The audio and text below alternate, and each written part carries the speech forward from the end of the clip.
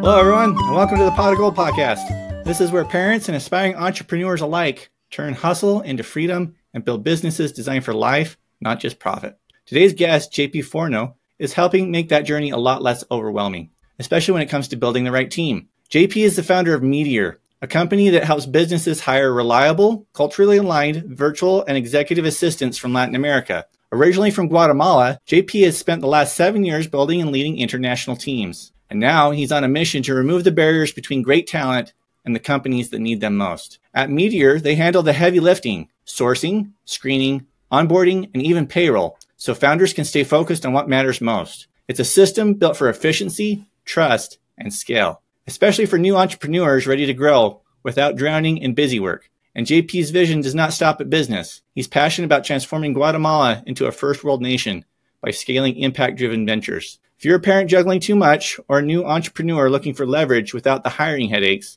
this episode will show you how to build your team and buy back your time the smart way. JP, it's a pleasure to have you on the show today. Good morning, Nathanael. Thank you so much for having me. I'm excited to share the space with you. Well, let's get right to it. I'm really curious about how you got started. I mean, you've been doing this for about 7 years now? Yeah, so the company's been around for about 3 years, but I have 7 years of experience in building international teams. I used to work for one of the biggest call centers in the region, and we used to onboard thousands of people at a time. Especially during COVID, where there was like a lot of businesses like video game companies that were like increasing in usage. So we had to ramp up a lot of people and ramping them up in a remote setting. So that's where most of the experience comes from. And then obviously with the business. You got a lot of reps in then, I'm hearing. Yeah. So I think that when it comes to talent, like there's the three parts, right? There's the hiring, there's the training, and then there's the managing. And I think in those kinds of contexts, you learn a lot from all those repetitions. You see multiple different businesses and multiple different industries. And so you kind of get to see like, how do you work with each one of them? But also what are some of the principles that work across the board when it comes to talent? Okay. So super helpful experience as, I built this company. No, that makes a lot of sense to me. It's kind of interesting how the farther you go along the entrepreneurial path, doesn't matter what you're doing, the more similar the end game kind of becomes. Yeah, that's right. And I think that with hiring in particular, I think that the challenge that most entrepreneurs have, at least the ones that we work with, is that nobody teaches it. Like I went to business school. As far as I know, there wasn't a class around hiring, or like you sort of like learn it through osmosis or through like maybe like YouTube videos, but nobody really teaches you how to find people for your company. And I think that bringing structure to that like unknown is kind of like what we've been working on for the past few years. And imagine you talking about not just like the technical or the process types things that come through a business, but also like conflict resolution and things like that, right? Yeah, everything that has to do with talent. And it depends, because I think every organization has its own footprint and they have their own ways of doing things. And part of like when we're looking for talent, we're not only looking for technical competencies, we're also looking for culture fit and if this is a good opportunity for them. And so with like the culture part is like, are we communicating in the same way? Do we receive and give feedback the same way? Do we think about time in the same way? Are we more relaxed with time or more strict with time? Like, so there's these, every company has its own preferences, and like finding talent to match those that's part of the adventure, right? Like figuring out who is going to fit in. Very neat. Very interesting. So what exactly led you to pick this as your field of specialization? Because there's all kinds of things that we can work on. What was appealing to you about this? Yeah, I think that it goes, honestly, like if you were to ask me when I was in college, like, what are you going to do right after? Like, this isn't probably in my bingo cards for like what my life would be. But I think it was just like a progression of different events that took shape. I went to school in the United States, Arizona State, and I went there for business entrepreneurship. And the whole point for me was to learn skills that I could eventually use to start a business. And as you mentioned a little bit earlier, like I wanted to create impact businesses that had an impact as an end result of the model, primarily to help, third world countries like where I was born in Guatemala. And so I tried my best to like get good grades, be active in the community, just so that I could get a job for someone that would sponsor me. Since I had a student visa, I needed sponsorship to stay in the States. But I wasn't able to because of my visa, and sponsoring is very expensive for companies and very risky since it's like a lottery. So I eventually had to go back home. There was like that kind of like chip in my shoulder. It's like there seems to be like this invisible barrier between like good talent and people who would want to hire that talent but can't legally, right? So that was always something in the back of my mind. When I came to Guatemala, I got this job at one of the biggest call centers, and I was in the learning and development department. So my department had as a responsibility to create training programs for call center agents to be successful in the phones, and also to executives in the company to grow in their leadership skills and their technical skills. And so there I started not only learning about hiring and training and managing talent, but I also saw the value of international labor force for American and Canadian companies. Like, you'd be surprised, like most people don't think about like the type of talent that it exists abroad. And the only reason why it's lower cost is because cost of living is lower, not because there's lower talent or lower quality. And so like when I was thinking about like doing my own thing, it was like this combination of like, I don't know if you've ever talked about like the ikigai or that kind of like model where you're trying to look for the intersection of like, what are you passionate about? What are you good at? What helps the world? And what can you get compensation for? So with that and COVID, everybody moving remote, I was like, I wonder if like the same work that we do for large businesses in the call center can work for small businesses. And I think small businesses would also like the cost saving part, but also like, how do you find amazing talent abroad that's going to give you the cost savings, but you won't have to compromise on quality? So I think that that's what brought me into here. And the idea now is removing that invisible barrier that prevented me from having a job in a company in the States that would love to hire me by doing the model that we do. So we not only find the talent, but we also help with the payroll, taxes, benefits, all the admin stuff to make it both legal and ethical. And so like, it's kind of like that, like Steve Jobs quote that you can't connect the dots looking forward. You can only connect them like looking back. Yeah, and so I think that that's a little bit of how it came to be. Okay. Well, that's interesting. There's two things that I'd like to kind of go back to that you talked about. First of all, this is something that everyone who's starting a business or thinking about doing so should take notes on. Find that thing that has those three intersections, the thing that you can make money on, that you enjoy doing, and that is actually a need that people have to have filled. And so if you can find that intersection, you're going to make money and you're going to be able to find success. You'll still have problems, but you're going to be rowing with the current instead of against it. And then the second one was the idea that paying people less is just, well, trying to think of how I phrase this.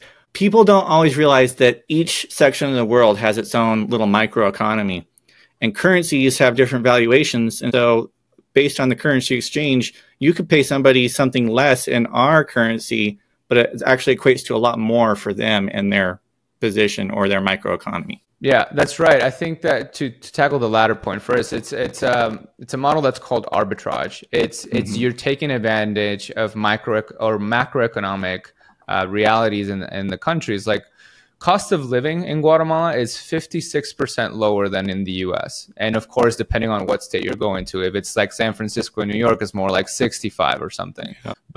But so for example, we are able to save 40 to 60% on labor costs. But here we could pay them like 10 to 20% above market average. So it's like both people are winning. Another model that's super interesting is, for example, medical tourism. I'm not sure if you've heard of this, but like a lot of people that want to get hair transplants go to Turkey, right? Because it's like highest quality doctors ever, but like the cost of living there is lower. So like the whole— Interesting. No, I hadn't heard that before. Yeah, we have a lot of people coming in here. It's called like, it's medical tourism because you come here to get your procedure and then you stay for just learning about the country and visiting the places.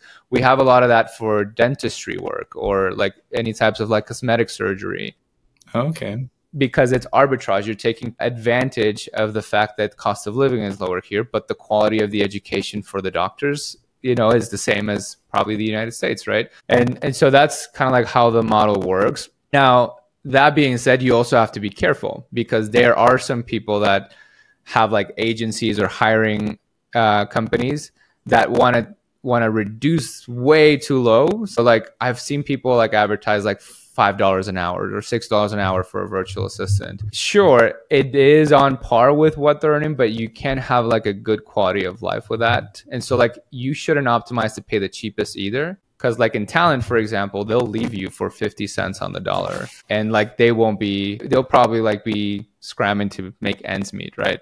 And so that's what I would say about like the arbitrage model, that's kind of like the model that we based our business around. With the Ikigai stuff, like with the intersection, I thought that for me was an exercise that was so helpful, just to like list down, okay, what are the things that I like to do? What are the things that I'm good at? What are the things that I can get paid for? And what are the things that the business or that the world needs? And I just started like doing like a bunch of like lists. And then like the intersection of all those things morphed into like a few business ideas. I think that is important if like people are experimenting with an exercise like that, to also think about the business model first as well. Like, so for me, instead of me thinking about the business idea out of that intersection, I started saying like, okay, what is an ideal business for me to run? And let's talk about variables. So the first one was, I wanted it to be a service, not a product. I've been in product before. You need high capital expenses. You need like insurance, distribution. Like a service was easier for me to start. So for me, it was that. The second thing was like, okay, I wanted to sell into the United States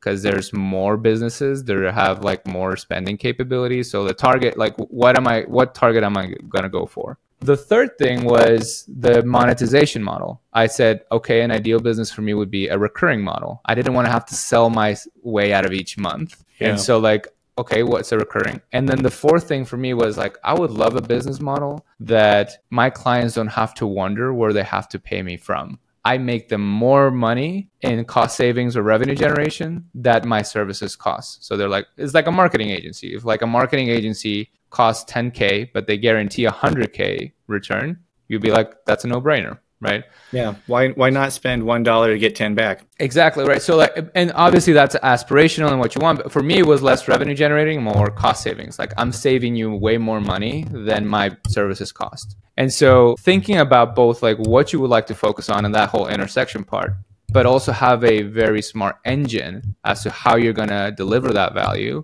I think that that's what gets you off the ground a lot easier without like beating your head against the wall, trying to make a model that's not very monetizable work. No, I think you're right on with that. That's really cool. I like the way you're thinking about it. One of the other things that I learned recently that I think might be useful is this idea of the $1 billion opportunity. And it's actually a math equation where you take the ideal client that you're selling to, how much you think you can charge them for the product or the service that you're giving. And if that doesn't exceed $1 billion, then it's not an opportunity that's worth pursuing. I mean, yeah, that's the way to do it. I think that what happened to me though, like, I don't know, like how does this work when you like, I don't know if you've ever seen Shark Tank.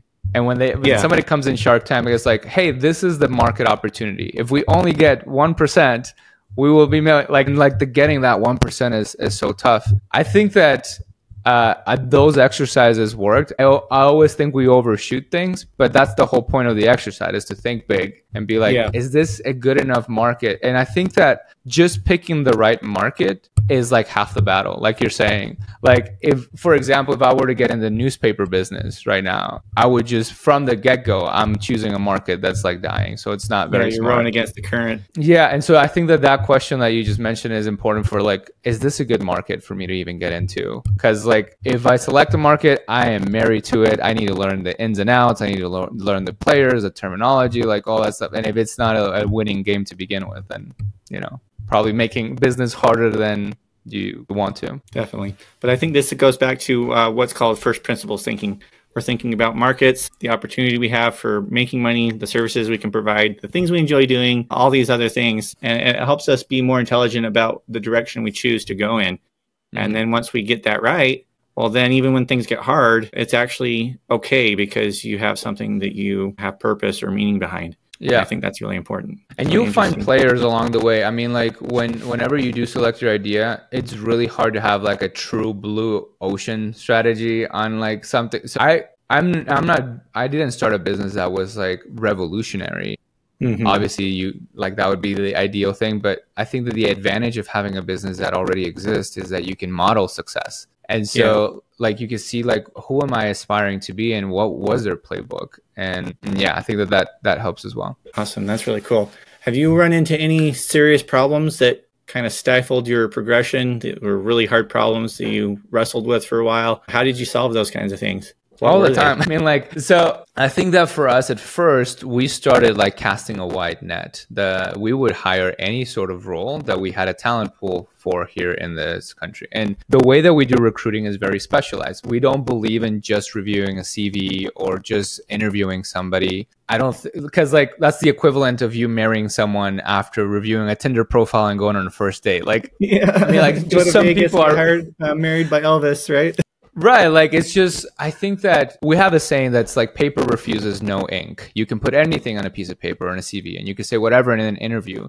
But when the rubber meets the road, like, you need to know if someone's going to be good at the role that you're hiring for. And so for us, we started doing like a skills assessments. So if you're hiring for a video editor, we would give them a video to edit, right? And see how they executed or how they displayed those skills. If we wanted them to do research, we had a research project to do. And so it was very successful because we were finding people who actually had the skills. But the problem is that because we were doing so many roles, we had to have subject matter expertise on each one of these levels so that we can assess what's a good graphic designer, what's a good engineer, what's a good construction plan drafter. And that was just like so much work. And so we were like, okay, we need to probably select the stream lane here. So we selected virtual assistants and executive assistants because repeatedly we noted that it was the role that gave the most quick ROI to business owners. And if you find someone who can do the things you want to do the way that you want things done,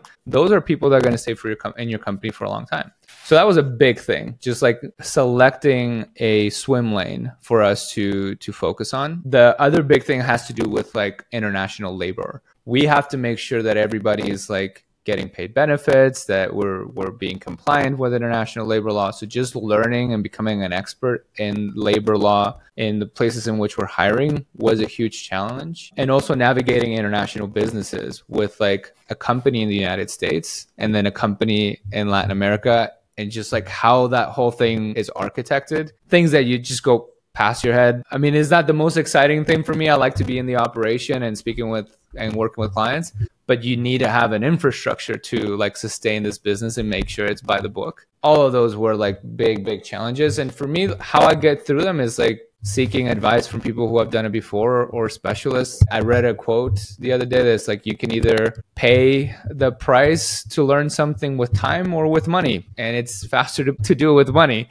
So I just hired a bunch of consultants and people who knew how to get the results that I was looking for. And I think that helped me get through a lot of the early day hurdles. I like that you say that you can pay for results with money or through time. I think it's Dan Martell that says that if you have a problem that can be solved with money, you don't have a problem. You don't have a problem. Yeah. Yeah. And so, I mean, like, depending on how much the problem costs, but yeah, it's right. I think it's like, what's the fastest way for me to get here? And it's just like, I will just, like, for a local labor law, for example, we hired an expert that has done this for more than 10 years in terms of like how we should structure our contracts, how we should deal with like onboarding, how we should structure payouts and like all that stuff, so that for our clients it looks like, you know, a very seamless experience. But for us in the back end, we're like making sure that there's a whole architecture of how we manage a workforce. Very interesting. That's actually a really good point to highlight, is that part of what you do when you provide a service is reduce friction for the client. So that they can have the ideal outcome that they're looking for. And just what you're explaining is exactly that. Yeah, I think this is kind of geeky, but when I was a kid, I was obsessed with magic. I used to do magic tricks at shopping centers and malls from when I was like 13 till I was like probably like 18. It stopped being fun after a while, like after everybody keeps asking you to like do magic tricks to them. But one of the things that you learn is that in order to do one thing that looks really smooth, like a sleight of hand or an effect in front of an audience, it's literally hours of like you dropping cards, you like working on your hand mechanics. And so you study a lot of magic and stage performance and like what it takes to just do a simple effect that for the audience it looks like real magic. Like you spend hours and like there's a whole team and there's like practice. And it's the same thing with a service. Like you really have to like spend all those hours playing cards on the floor, so to speak, right? So that for them, it can be like a very seamless experience. And so our clients don't know that much about like what goes on in the back end, but there's like a whole team making sure that, you know, the structure is held. The image that conjures up in my mind is that of an iceberg. The client kind of sees their deliverable as the iceberg that's above the water, but there's all kinds of stuff underneath the surface that's not apparent. Yeah. Very cool. Well, I'd like to move on to my next question, which is, how are you combating this whole AI revolution? And how is that going to be impacting your industry? Yeah, I think it's going to impact it in a positive way for people that are embracing it, as always. Like, I know that that's kind of like a cliche answer, but traditionally, I think when most people think of virtual assistants, they have like a misconception of what that role really means. They usually think of like a glorified secretary or something like that. Like, or a data entry person. Yeah, or somebody that picks up the phone when someone's calling in and like checks your email and books calendar meetings. All those things are true. But I think that there's so much more that goes into like a virtual assistant and their capabilities. Like we were just having a conversation with one yesterday. They can create lead magnets. They can do research projects for you. They can like plan whole events. They can create websites and lead funnels. And like there's a whole, you know, bunch of tasks that can be done. And so I think that, for example, one of the traditional tasks that a virtual assistant used to do is go into meetings, take notes, and then send action items. But right now, that is not a use case that nobody wants to use anymore. Like we have Fathom and Otter and like Fireflies, like all these bots that are way, way more precise and way, way faster.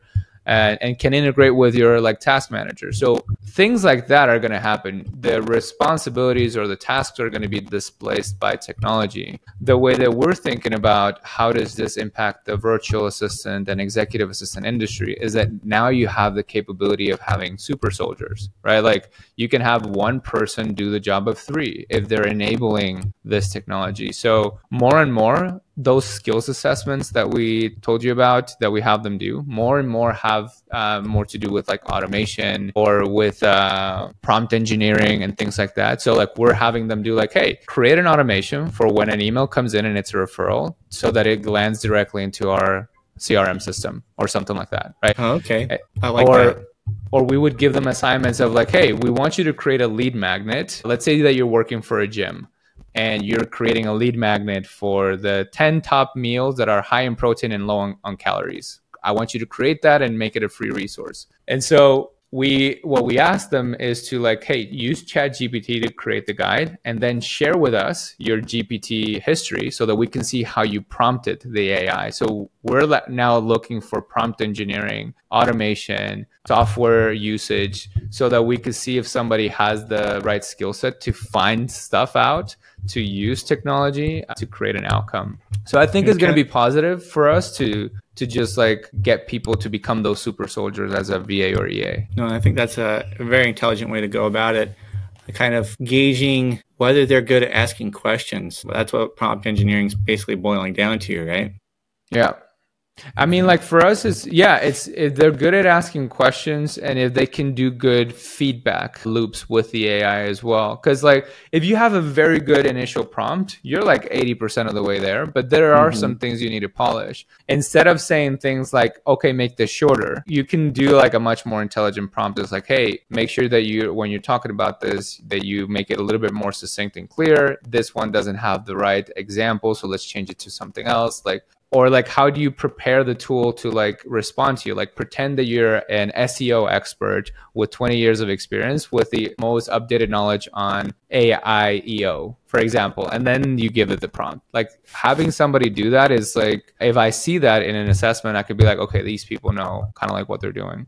And part of it is also training. Like one of the things that we want to implement, I think by next year, is doing a virtual assistant or executive assistant academy, which is essentially like a place where we get to like introduce all the new tools that are coming out. We create training around it that's curated or created, and essentially training people on how to leverage these tools. So like imagine if they can go to like a training center every Friday and be like, hey, these are 3 new tools that are coming out. And as a VA, I can be like, oh, we're dealing with this problem. Let's experiment that with one of the things that I'm seeing with my company and see if it works. And so it's having that constant training, and you have to move fast in this world. But if you don't do it, that's when you fall into like that trap of, virtual assistants getting displaced by this technology and you not knowing how to react to it. Yeah, kind of like what happened with Blockbuster when the movies in-house started happening with the Red Box and the Netflix. They didn't make any imagine all the collections.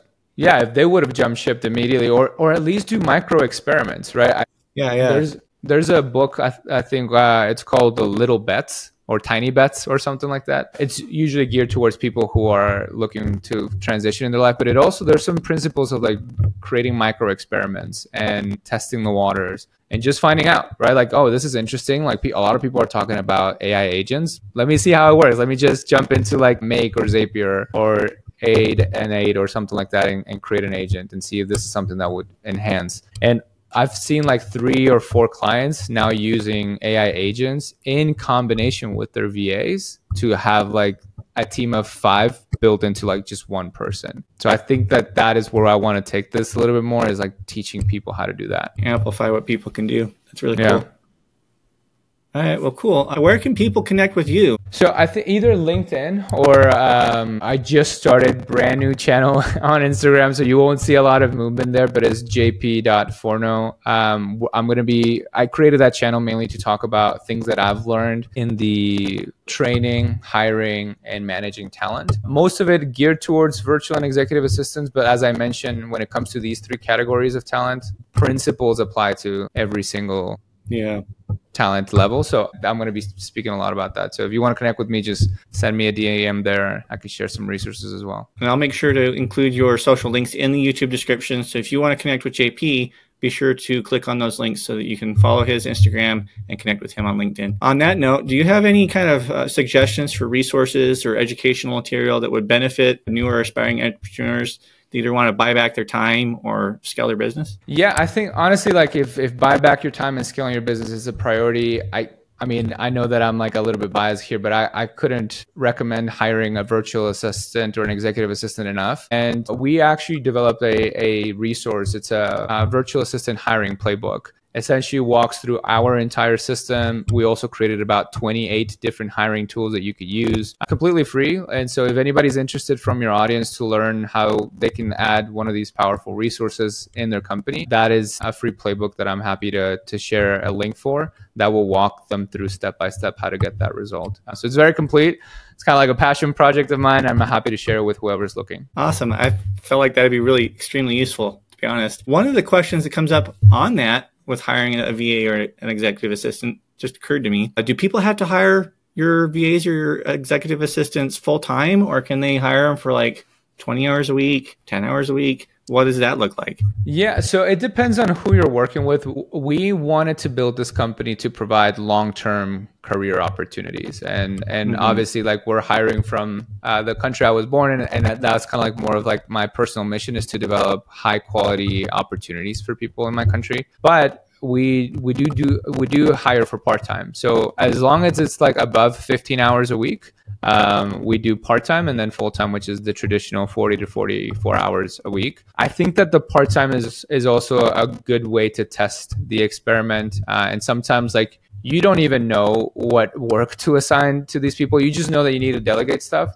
And so starting with somebody part-time that can start taking stuff off your plate, about 90% of the time, where we started like part-time, after 2 or 3 months, they're like, okay, I need to increase this person to full-time, because you kind of get addicted to like letting go of things that somebody else. Get an understanding of what the leverage actually is. Exactly. And so we do work with part-time, but we don't do the things that are like more of like, hey, I just need this person for 3 months, or I just need like 2 hours a week. Like, I think that there's other resources for that. Not that, one strategy works. It just depends on the nature of your business. But so, yeah, I think that the part-time is a good strategy to start off with if this is new to you. Amazing. Well, I really appreciate your time on the show today. I always like to ask my guests if there's anything else they'd like to share with the audience. And it occurs to me that maybe there was a lesson that you learned along the way that you would have liked to have known as your younger self. Can you think of anything like that you might be able to share? Yeah, I think that like thinking about your audience or thinking about my journey, it was the whole thing of like conditions having to work. Like, oh, I just want to wait till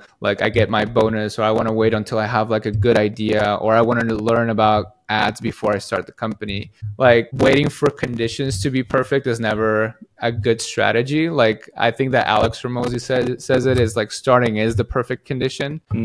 I had it with like also like my friends that from high school that never wanted to leave home because, oh, I want to wait until my job pays me enough so that I can afford a good apartment and the quality of life. My thesis was always like, if you move out of your house, you are going to be forced to earn more. And it's not the other way around. And so the same thing with like starting a business is you have more than enough within you to figure this out. And I think that that's more my contention of like taking the leap or jumping for or going for it is, yeah, I have everything I need right now and the rest I'll figure it out. I couldn't agree more. I had a lot of struggle myself trying to decide whether I wanted to do anything because I was worried about perfectionism. And it wasn't until I heard a message from Mel Robbins that she said, it's okay to do it messy. It's okay to do it imperfect. It's okay to do it scared, just as long as you did it anyway. For some reason, that was the permission I needed to take the first steps. Yeah. Since then, sure, there's been problems, but I've had a more enriched life and it's been more fulfilled. And I think this applies to not only business, it applies to dreams that you're looking to accomplish. It applies to starting a family. It's a pretty universal thing. Just start. Yeah, I agree. Just start. So, well, I really appreciate your time once again. And I want to thank the audience for listening in. This has been the Pot of Gold podcast, and we talk about wealth, finances, and real estate investing, as well as business in general. The whole idea is to try to help you figure out what you need to do to become an entrepreneur and leave that 9 to 5. So thank you so much, and you have a wonderful day. Bye, everyone. Thank you.